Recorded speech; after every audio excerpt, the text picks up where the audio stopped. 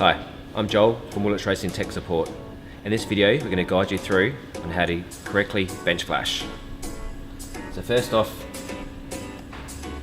we attach the bench harness to the ECU. Once that's connected, we'll connect the flashing interface. We then connect the USB cable from the interface to the computer. We then connect the power supply to the bench harness.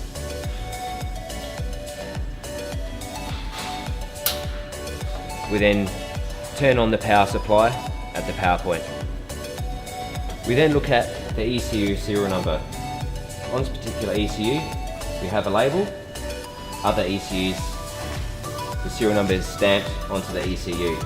So we select Yamaha R1, it's a 2015 model, and the serial number, which is our ECU part number. Then we click No.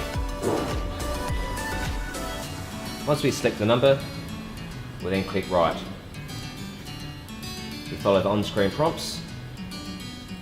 Ignition is on.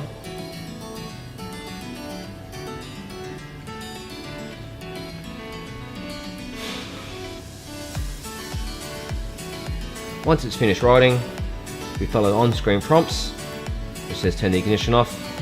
So we'll disconnect the power supply, click OK, and now you can disconnect your bench harness.